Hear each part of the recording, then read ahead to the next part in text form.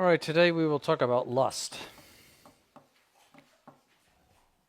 So just as God has willed to attach sense pleasure to eating to help our self-preservation, so he has attached a special pleasure to those things which pertain to the propagation of the human species.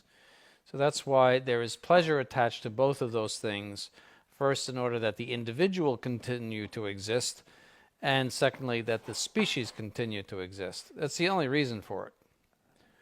All right, so it should not be in some way extolled beyond that.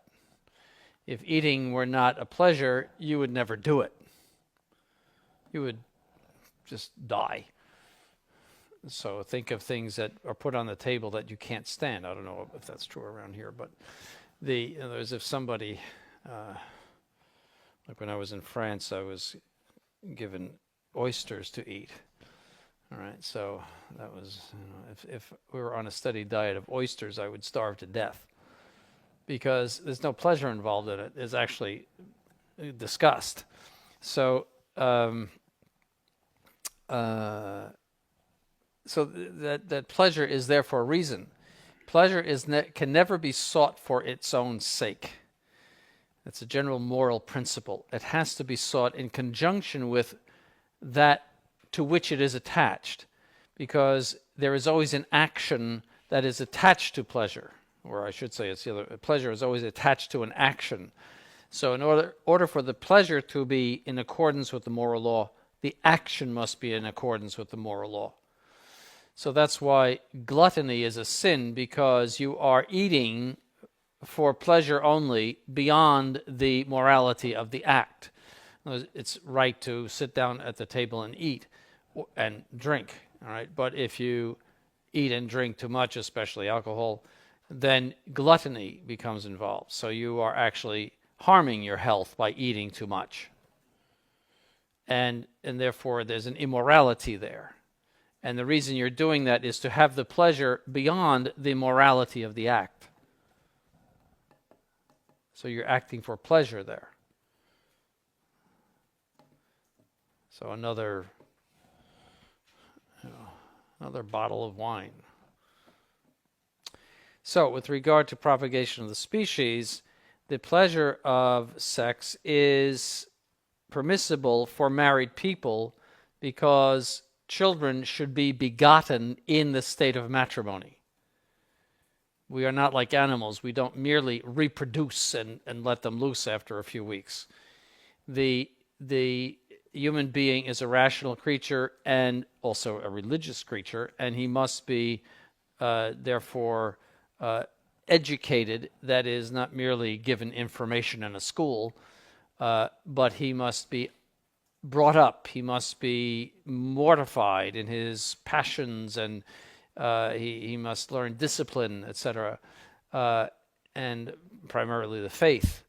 So there is that's why you were at home for years before they let you loose. And because of that moral training, most of all, the moral training.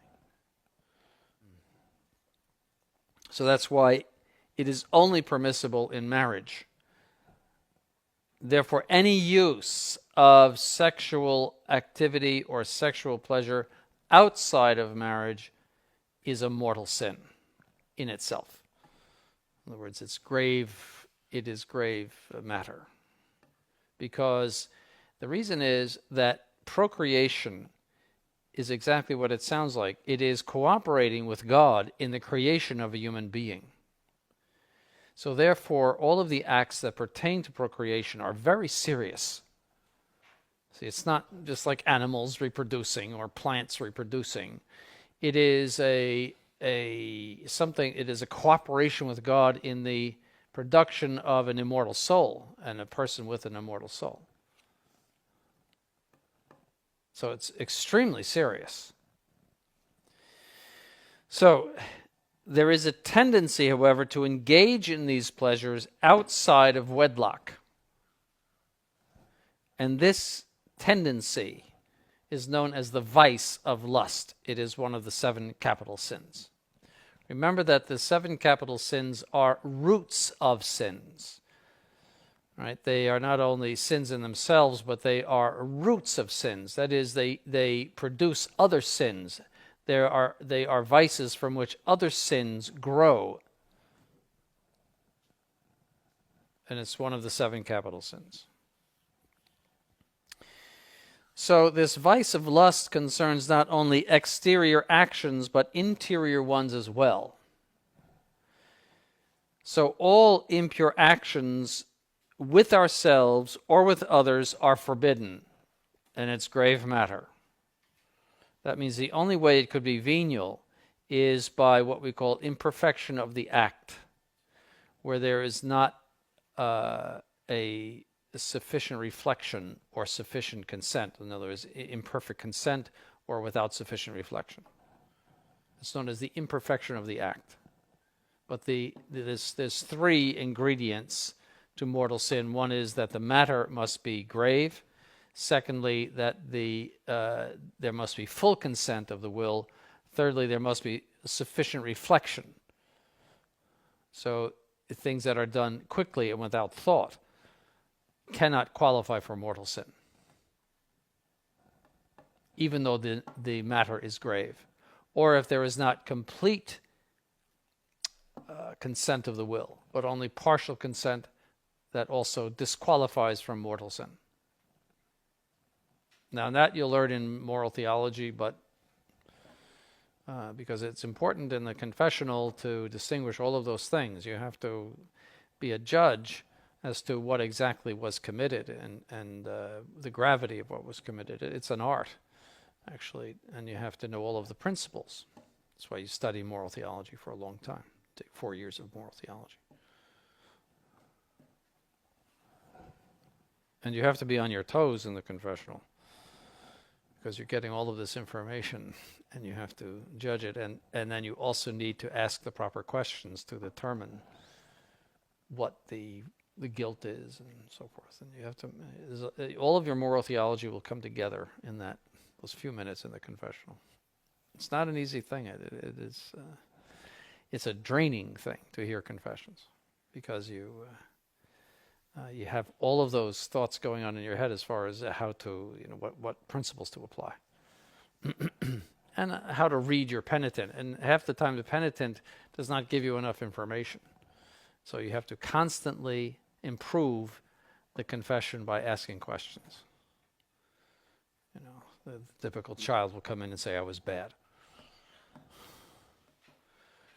And everyone, it's very common to hear, I had impure thoughts. My response to that is that saints have impure thoughts, okay? Great saints have impure thoughts. Did you consent to the impure thoughts? But to merely have them is not a sin. That they come to your mind is not a sin. You must be complacent with them. All right, so you have to, and then you find out, well, no, I said prayers when when they came, and so it's just part of, you'll see. So, but very typically people come in with sloppy confessions. That's why the easiest confessions to hear are those of priests, because they know what they should be confessing and how to confess it. So, so all thoughts, fantasies, or desires are forbidden, which are not in the limits of the state of marriage. All right, and you'll learn more about that as you go into moral theology.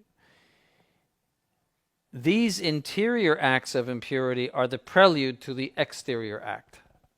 And there is no exterior act of impurity which can take place unless there has been an interior complacency. So the real battlefield of lust is in your head. If you win the battle in your mind, you'll win the whole battle. But after you have conceded the battlefield in your head, everything else will follow. Now, what is the gravity of sins against purity? When one seeks and directly wills the evil pleasure, it is always a mortal sin. So full consent and direct will. The reason is that the propagation of the human species and the actions which contribute to the procreation of children are serious matter, which I said. Thus, if one could seek these pleasures outside of their intended ends, then the plan and purpose of the Creator would be frustrated. They would have no sense or purpose outside of that end. On the other hand, the performance of actions which give rise to this pleasure, if these actions are good and useful in themselves, or at least indifferent, does not constitute a mortal sin as long as there is no consent to the pleasure. So, doctors and nurses must examine and take care of persons of the opposite sex. So they have a serious reason in order to put themselves in the occasion of sin. And they must take the proper precautions. Now, doctors will tell you that for some reason or other, there is no problem with that. In other words, that there's no lust involved in examining people of the opposite sex. It's just a different, you're just a patient, that's all. So it's not something really to worry about. But that's the principle. In other words, if you put yourself deliberately in an occasion of grave sin without a serious reason, that is itself a grave sin, even if you don't actually sin. But to put yourself without a sufficient reason in the occasion of a grave sin, that is where you are likely to consent, then that is itself a sin. But if you have a sufficient reason and you have taken the proper precautions to avoid the sin, such as prayer, such as mortification, etc., then it is not sinful. See, and it's all by proportion. So there's a very great proportion between, examining somebody who's sick, and the occasion. See, that's a big proportion. It outweighs the occasion. So you have a sufficient reason there. So that's true too. And police officers in their course of duty might see members of the opposite sex in various states of undress, but they have to perform their duty. The study of moral theology is considered to be an occasion of sin. Wait until you get to the 6th and 9th commandment and the sins of married people. All right? That's considered to be a necessary occasion of sin. Hearing confessions is a necessary occasion of sin, because people will tell you things that you would rather not think about. They will tell you things that you have never even thought were possible. Okay. So that's a necessary occasion of sin, but you must take the proper precautions. As long as you do not consent to whatever pleasure you may experience, then there is no sin. So you can experience pleasure, but do not consent to it.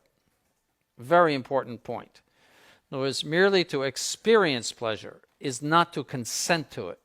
Consent to it is to rejoice in it, to welcome it, to be complacent in it. So these are all moral principles, but they're important for you because the most common way in which mortal sin is committed is through lust. It's not the worst of the mortal sins. It's actually among the least, because it's a sin of weakness, whereas other sins are sins of malice.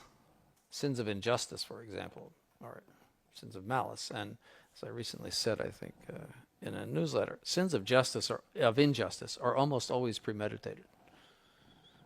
You have to think about it. You have to think about robbing a bank. You don't walk into a bank and think, why don't you give me all your money? You have to think about it. If you're going to cheat somebody, or it's premeditated. And justice actually is a higher virtue than purity. So sins against justice are premeditated and in themselves worse. And I say in themselves. Many times sins of injustice are venial by lightness of matter. So if you steal somebody's pencil, that's not a mortal sin. It's a sin of injustice, but it's not a mortal sin. But if you embezzle $1 million from the bank, that's a mortal sin. Sins against charity are in themselves worse than sins of lust. And many times people are more conscious of their sins of lust than they are of their sins of injustice and their sins of lack of charity.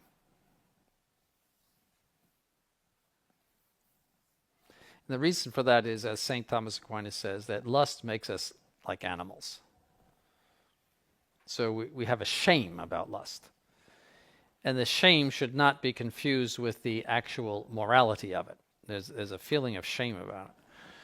And the shame comes from the fact that we've acted like animals. So, yes? Sorry, so do properly married Catholics who do it properly, the marriage act, also feel that shame? Well, not in that sense, but there is, and theologians speculate, there is a certain shame about it. And the speculation is that is how original sin is communicated, even in marriage. That's how original sin gets spread. And that's why there is a shame. I mean, Adam and Eve had to cover themselves. There was a shame. They were married, but they covered themselves because there is something about it that has taken on a shame. It's there. I mean, whatever you want to say about it, however you want to speculate about it, but there is a certain shame about it.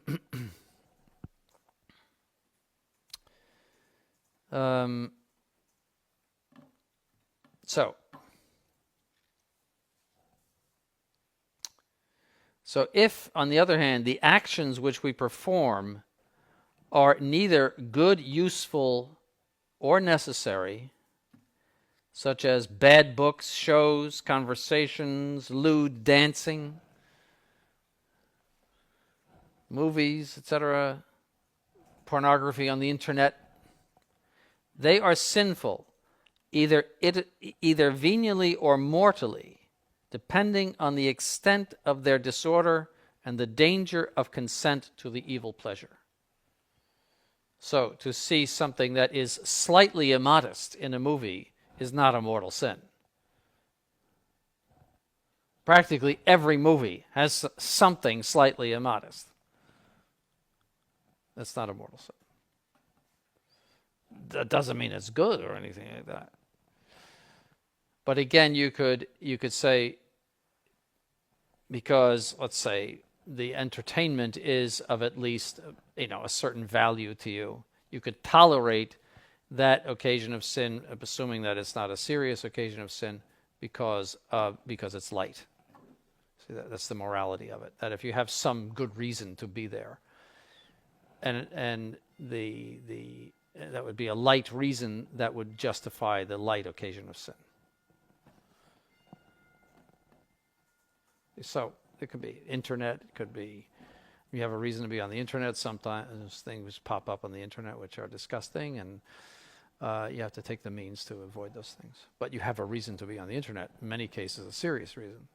Serious does not mean it has to be overpowering or grave. The Latin word gravis comes over as grave in English, and that's not the same. Grave means really, really, really, really serious, and that's not the sense. It just has to be a serious reason, a good reason. See, so you shouldn't. That word grave in English is beyond the Latin word gravis. Gravis means that it has a foundation. It's not some stupid reason.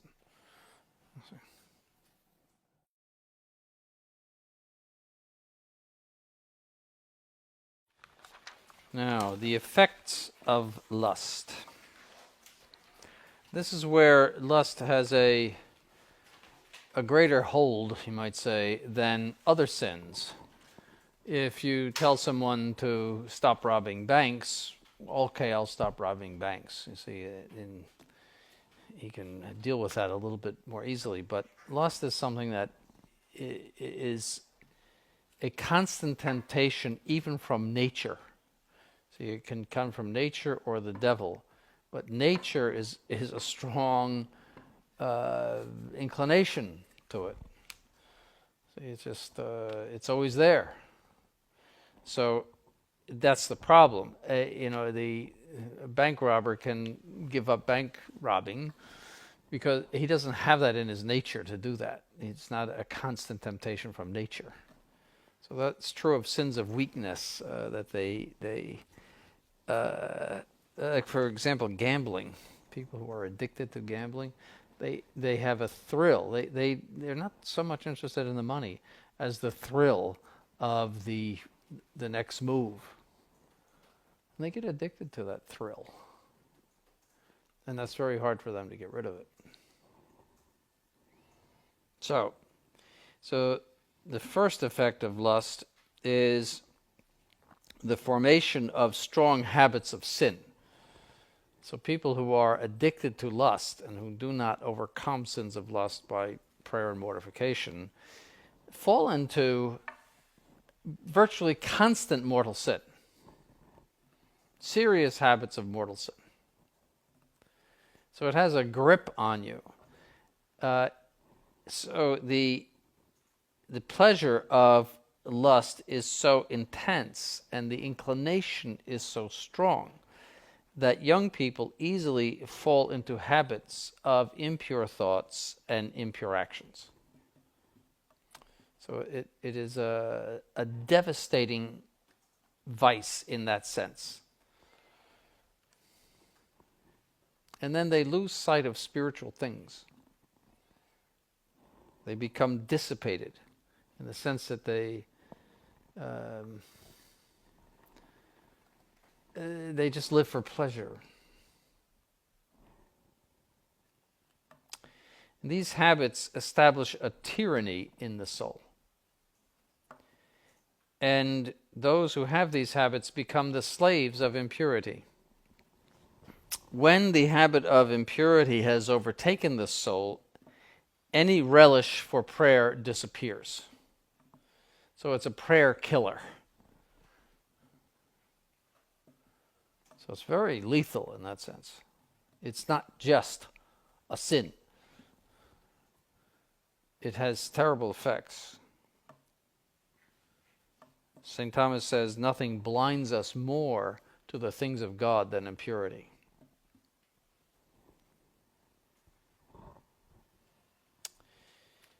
Love of any austere virtue goes away. The soul becomes incapable of self-sacrifice and unselfish motives. So a person who is addicted to impurity becomes a selfish monster. And many times marriages are based on this impurity.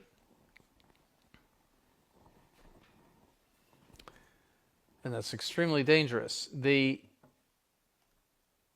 appetite for impurity is essentially a selfish appetite. Or I should say that the appetite for sex in general is a selfish appetite, just like your food appetite is selfish. You want to eat that food. You want to consume it. You want it for yourself. So also that appetite for the pleasure of sex is a selfish appetite. It is not love. Oh, it's love. It's self-love. And it has its legitimate outlets, but it's self-love.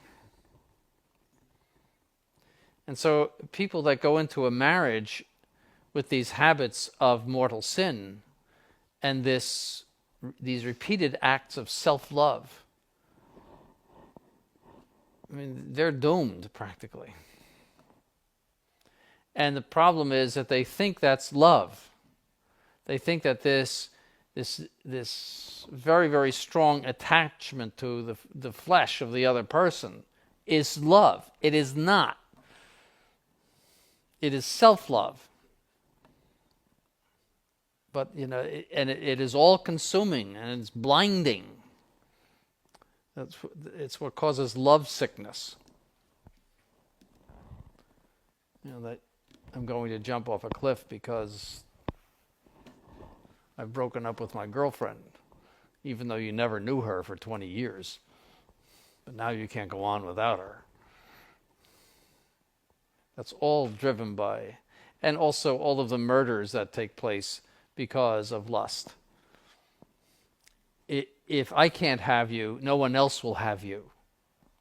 See, so if there's adultery, very commonly the other spouse will shoot or poison or do something awful to the adulterating spouse, because if I cannot have you, notice that, no one else will have you. It's like a dog. See, it's self-love, but that's the reason why they kill those spouses. It's very commonly the cause of murder. Jealousy. See, jealousy is that somebody has something that really belongs to you. Do you see that self-love in it? See, it's a general principle that material things can only be enjoyed by one person. That's why you own things. Whereas spiritual things can be enjoyed by many people totally. So everyone enjoys the same symphony as they're sitting in the concert hall. Totally. But not everyone can have the same piece of cake. See, so that idea of my spouse belongs to me, which is true in a sense, but it's based on that self-love, that the spouses belong to each other for a very utilitarian reason. Whereas, and that's why it's against justice. Adultery is not merely impurity, it's against justice, because you owe that fidelity. See, if a person truly loved his or her spouse, and that spouse were unfaithful, he or she would say nothing and just bear it. But very typically, because and I'm telling you this in order to understand what lust is. It's an appetite, a very strong appetite to draw someone to yourself, basically, to have someone. And so you should never extol it as something beyond that. And the reason for that is that you'll go out and get a wife and have children so that the human race goes on. That's the reason for it. Otherwise it wouldn't be there. There's no other reason for it. And that's why in many cases it's not uncommon that people divorce when they're in their 60s. Because they're just not interested in each other anymore. They're not fighting. They're just not interested anymore. So that's an important thing to understand about it. So when you have these habits, all that counts is the pursuit of lust and the attainment of pleasure. People live for that. So often if you tell people you're in an invalid marriage and you must act as brother and sister, Very often no, because they're so attached. That happens a lot. A lot of people walk away from the traditional Mass because we tell them we don't recognize Novus Ordo annulments. And they're so attached that they're incapable of doing what's right. So they end up loving flesh more than God. It's serious, because they know now. See, in the Novus Ordo, they have the annulment, they think we're okay, we don't have a problem. Then they come, they understand the problem. They don't object to what you're saying. Many times they have, most of the time, they have annulments for bogus reasons. I would say 98% of the time. You'll do in moral theology reasons for invalidating marriages, and they are very few and they are very rare in occurrence. But now they're giving them out. And basically, if you don't get along, they'll find a reason why the marriage was invalid. That's essentially it. So that's why we can't even think about them. But that happens a lot because they're so attached. Men become soft interiorly and incapable of courage and uprightness. So the impurity softens men, you might say. It makes them mush. That's why St. Paul's word for masturbation is molities.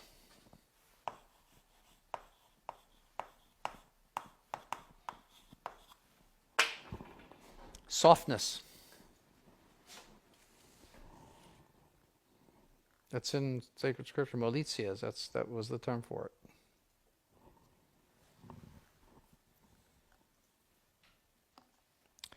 Women, on the other hand, lose their sweetness and innocence. So you see, they become hardened. You can see it on their faces, usually, in their personalities. They become hardened people. Tough.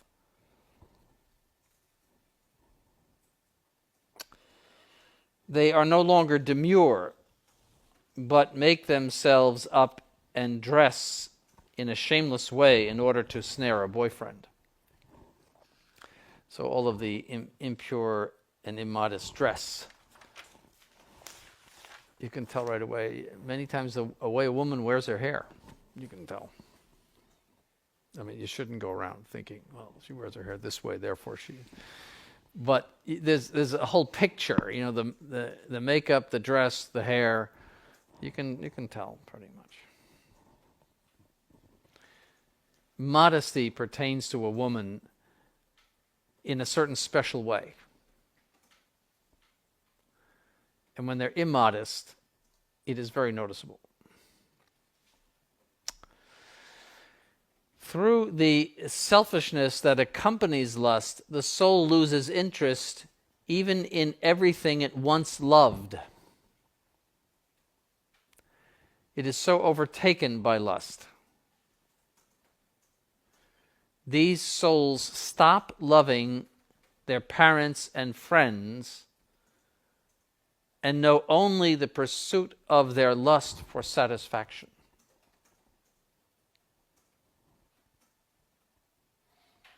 So it kills off things that ought to be loved. It totally overtakes the soul.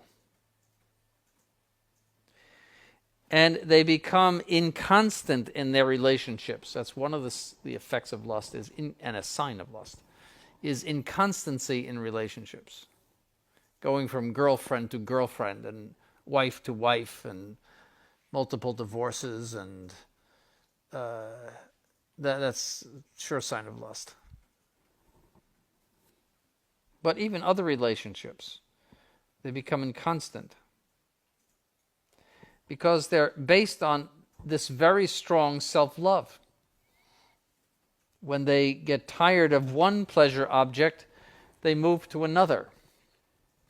Just like kids with toys at Christmas time. They play with the toy for a few days and then you can't find it anymore. It's because created things cannot satisfy the depth of the human soul. That's the problem. And so there always has to be something else. You exhaust what it can give, and then you have to look to something else and something better, something higher.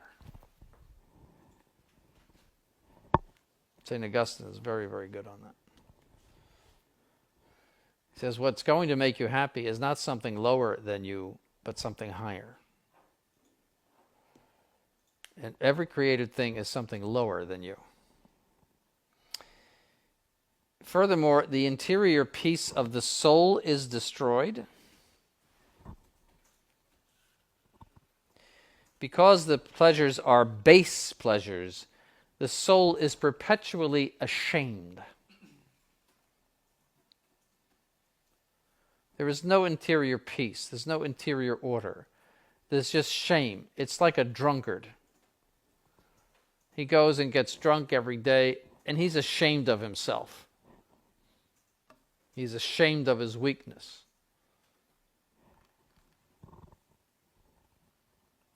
And this is a deep, dark shame which sets in because lust particularly produces shame, as we said yesterday, which constantly gnaws at the conscience. Constantly bothers the conscience. This shame.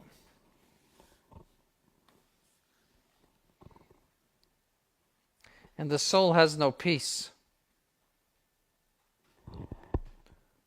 And consequently, it must constantly seek distraction in order to pull away from the interior shame.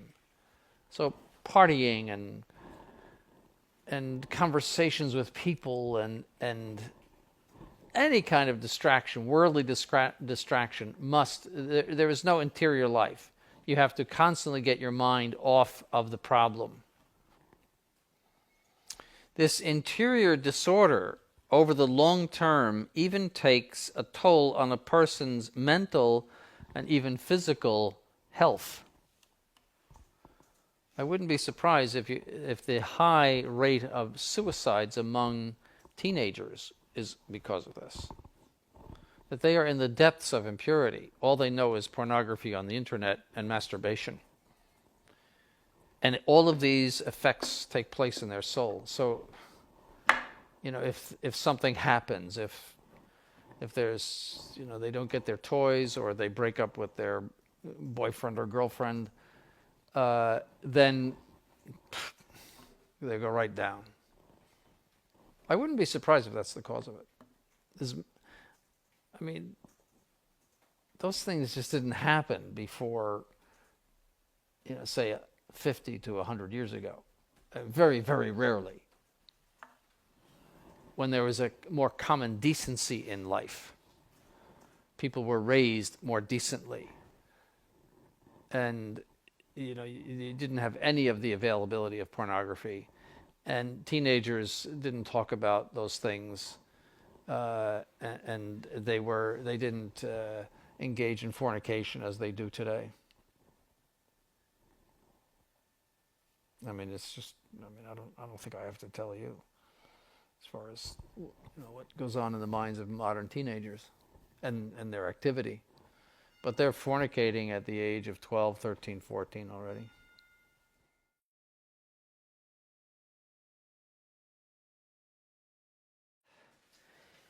Another effect of lust is that any taste for higher things is lost.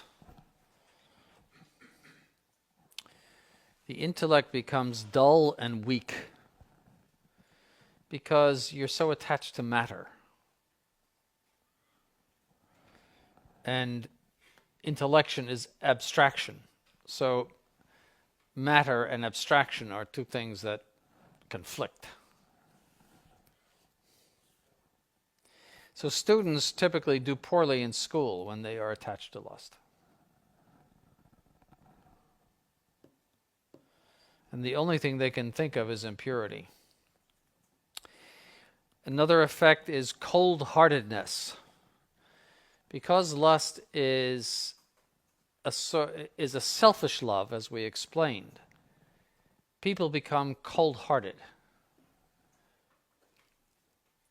You might think, oh, that doesn't sound like lust. All of the affection that goes with lust is in order to obtain the object. And so when you become disinterested in the object, you move on to something else. So if a prettier girl goes by, and you will dump the one you're with and go after the prettier girl, even though the one that you're with has been the object of so much love. It's all just selfishness. Because you love those, when it's a lustful love, it's a love of an object for yourself. So if something more interesting comes along, you dump the one and you take the new one. That's why people go through many marriages. And it's cold-hearted. Lust is extremely cold-hearted. That's why men will leave their wives and their families and go after some woman. There was a man out in Colorado who was having an affair, and he had beautiful children, a beautiful wife. He killed them all, and then he cut them up and threw them in a dumpster. I mean, beautiful home, everything beautiful. And that's what he did. Because it's cold. Lust is cold. It's selfish. And this is because lust demands its pleasures with great vehemence. And those who are slaves to it give consideration to nothing else but the pursuit of lust. So nothing else matters. Children, wife, the misery of other people, nothing matters. I just have to have my lust object. It's the cause of divorces and all sorts of ugliness. So they become willing to hurt their mothers, their fathers, their brothers, their sisters, and their close friends, even their spouses of many years, in order to satisfy their lust pleasure. People leave behind little children in order to run away in adultery with a new object of impurity.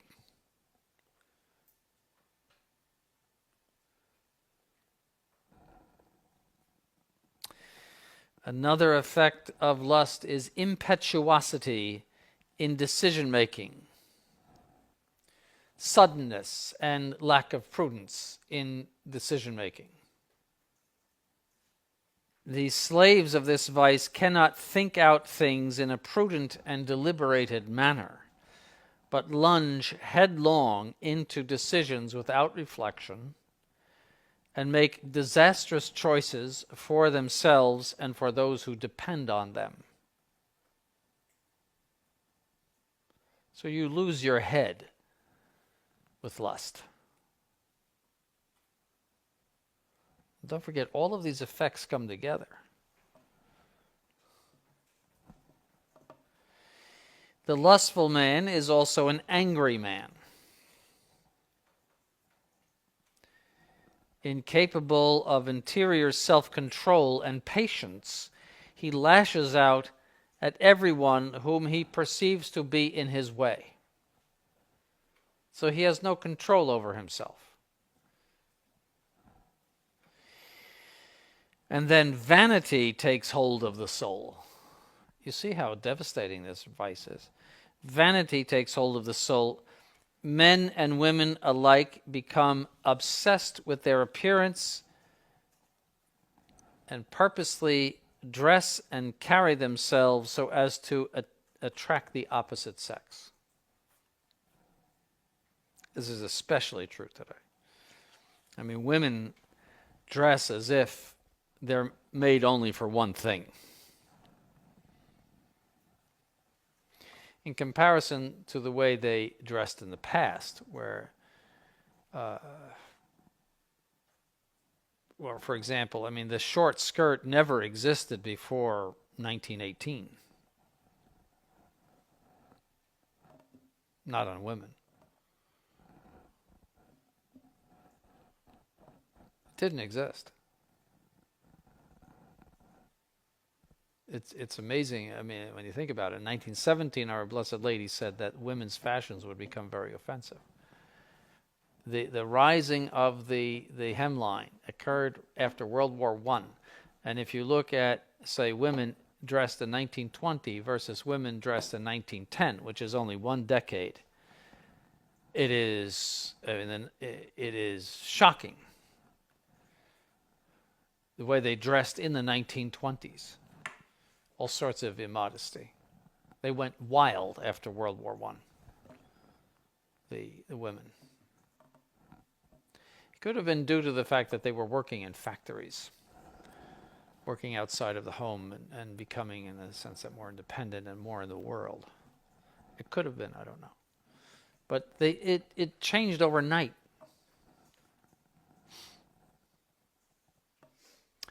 And that's also when the world embraced socialism after World War I. World War I is when Europe went crazy. Okay, the last vestiges of the sanity of pre-revolution Europe were finished. The 19th century was a mix between pre- and post-revolution Europe. A mix. That was all wiped away with World War I.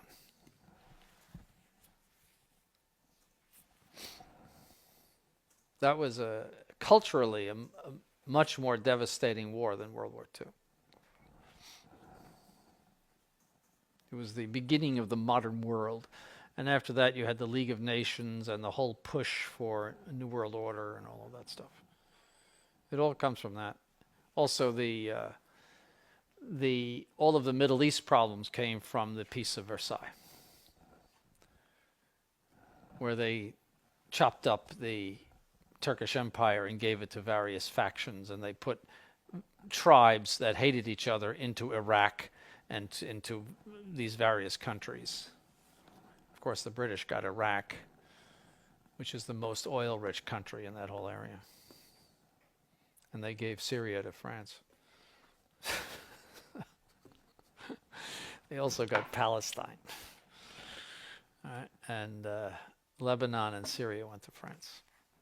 So that all the cause of all of that tension in the Middle East is from Versailles. Actually, historically, the only Treaty of Versailles would concern the Germans. It was the Paris Peace Conference in which Europe was carved up. The Austro-Hungarian Empire was split up, and that was in Paris, actually. It's only the Germans who received their treaty in Versailles, where they were essentially, this is it. If you don't accept it, we're going to go to war again. That's what they said. That was Versailles. So that was 1919. Paris was, also in 1919. But that was the Paris Peace Conference in which all of the other treaties were made, where the Tyrol was given to, part of the Tyrol was given to Italy, and all sorts of, and that's where, has nothing to do with what we're talking about, but I'll just give you this little footnote. That's where Woodrow Wilson, after they have carved up the Austro-Hungarian Empire and the German Empire, so he passed the famous comment, "What is the Sudetenland?" It's very significant because the Sudetenland was full of Germans and they gave it to Czechoslovakia. He didn't know even what it was. And that was the cause, one of the causes of the following war. And Benedict XV said that treaty is just another cause of war. You'll see another war from that treaty. Benedict XV. And that's exactly what happened. So, I don't know why we got on that. Oh, yes, World War I. So the impure eventually obtain a hardened look on their face. You can tell it, especially with women, but also with men. There's a hardened look. Women particularly lose their sweetness when they become impure. There's something sweet about a woman. It's hard to say. Something innocent and virtuous about a woman, and she loses that through impurity. You can tell. Something on her face. It occurs with men too, though. And people become hardened and inconsiderate in their relationships through lust. So it has a devastating effect. When you just list all of the things that happen to you as a result of lust, a vice of lust, it wipes you out. It's devastating. And it is the easiest way in which to go to hell. As I said, it's not the worst of sins. It's not the worst of mortal sins. But it's the easiest of the mortal sins and the most common of mortal sins. And, only God knows, but I would say probably most of the people in hell are there for reasons of impurity. Now, what are the remedies to lust? First, deep convictions proceeding from the faith that impurity is evil and must be avoided at all costs, even death. So that's the first thing, that I must die instead of consenting to impure anything. Thoughts, desires, actions, I must accept death. If you don't have that deep conviction which proceeds from the faith, you will never overcome the vice.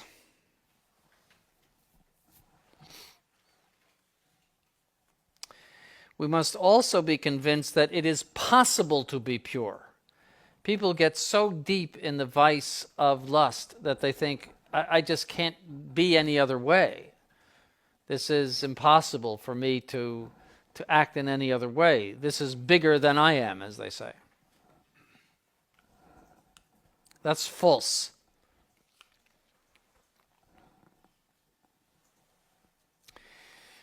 We should remember that we are temples of God and that our bodies are sacred when we are in the state of sanctifying grace.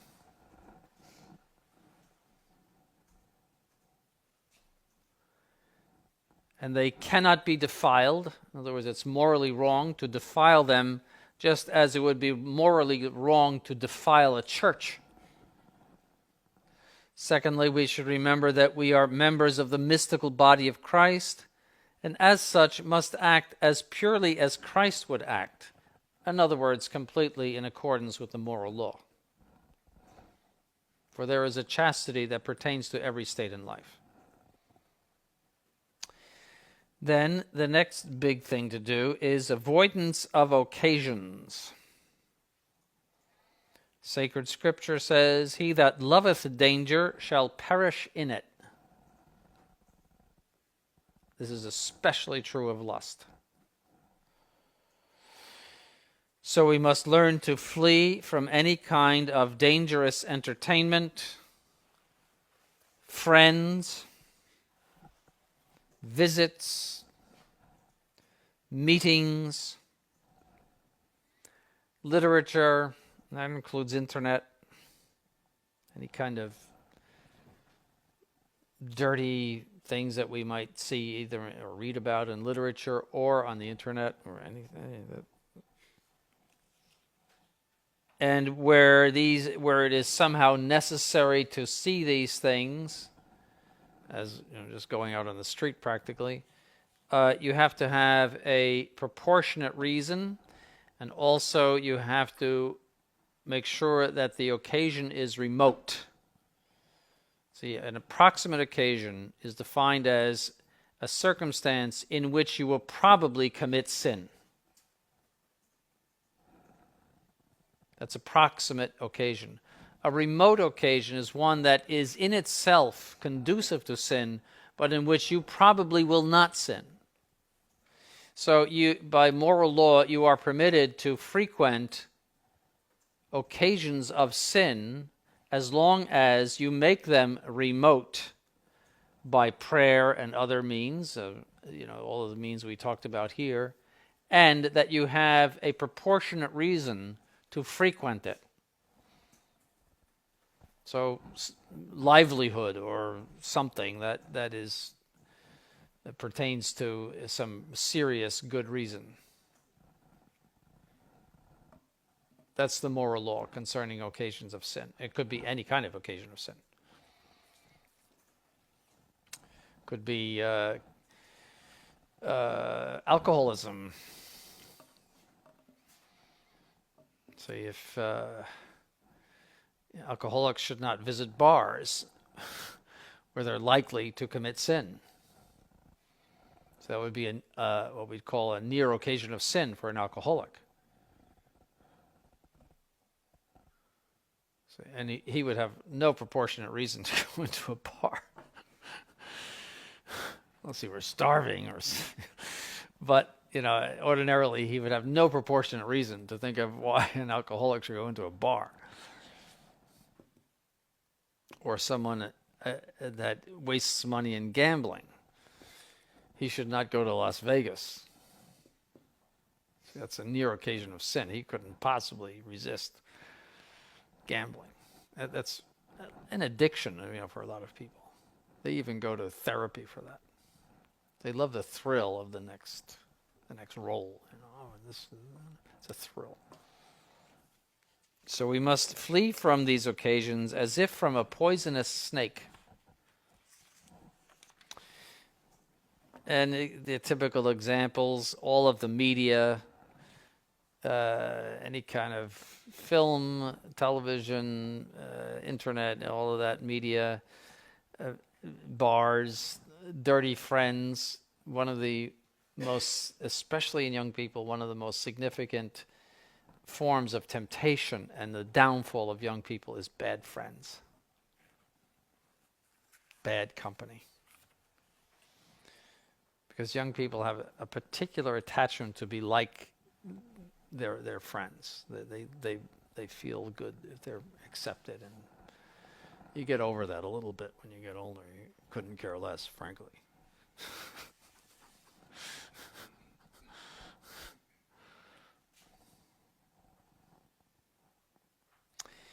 Then another is mortification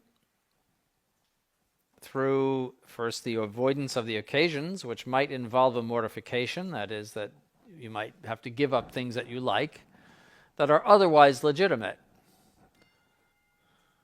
See, for example, to go to the beach is perfectly legitimate in itself, but if there are people there that are seriously immodestly dressed, then it becomes a near occasion of sin. And you don't have a proportionate reason. I'll just finish this. Custody of the eyes.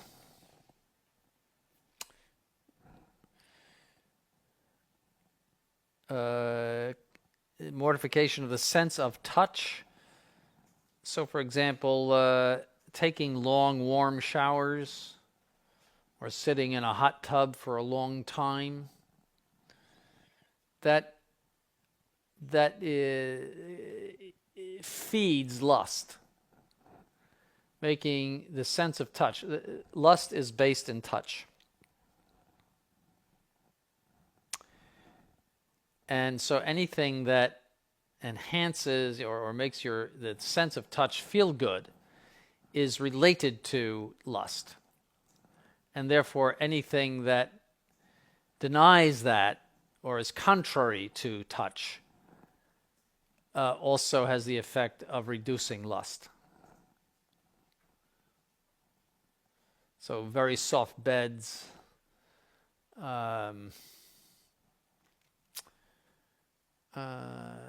anything at all that that makes touch feel good, the sense of touch feel good.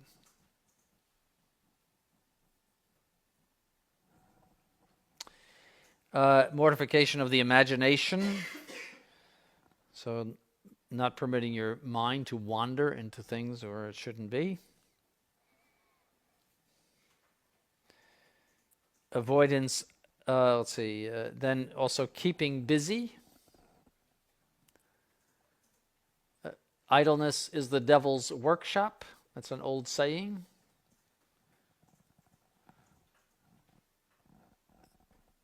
So when you're busy, you can't sin. If you're always doing something that pertains to your state in life, it's impossible to sin. But idleness is very common for, so keeping busy is good. And then prayer, of course. So if you pray fervently, you will overcome the temptation. Fervently and sincerely, you have to really hate the temptation.